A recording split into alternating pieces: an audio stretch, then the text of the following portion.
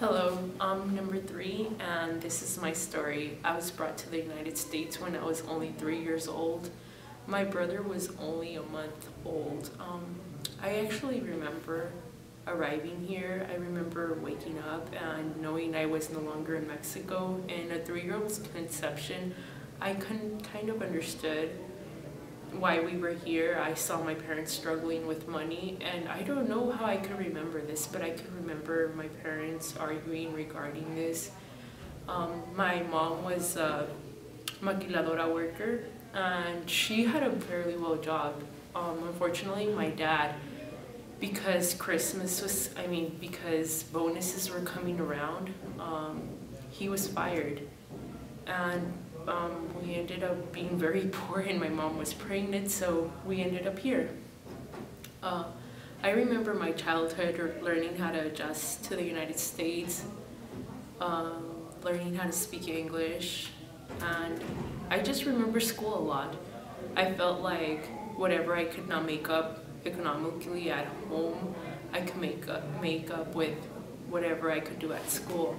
I had really good grades. I worked a lot towards everything, and my parents, even though they did not go further than 3rd grade, placed in me a lot of the value of education. Basically, they told me that the only way I could get anywhere was by learning.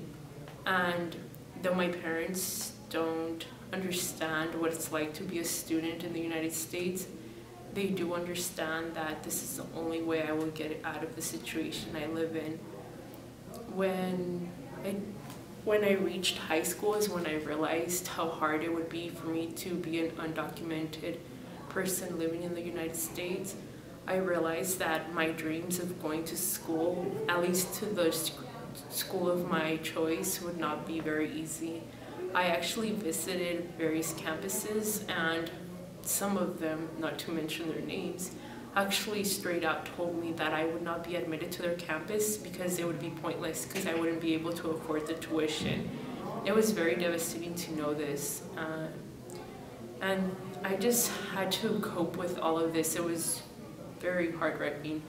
Eventually, I ended up going to community college. I did not see anything wrong with that, even though in my senior mind, I was fighting with the idea of it. I couldn't bring myself to understand why, if I had worked so hard, I would have to end up at a community college. I had the grades to go to any school of my choice, yet I ended up at a community college. Eventually, I worked myself up, and I'm actually attending a school that, even though it was not my first choice, and it's not because I'm binding myself down, but it has come the school of my choice because it's giving me the full experience of all of this.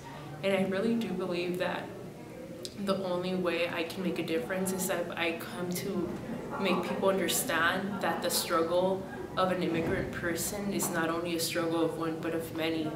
And I know that a lot of people think of me as a pioneer in the situation I'm in, but I don't want to be a pioneer. I sincerely don't. I want to be the person that changes the situation for other people. I think that's the only way. I don't want people to look up to the situation I'm living in. I want to change the situation. And if you're seeing this, I really urge you to understand the hardship of an immigrant and, take a stand, understand where we're coming from.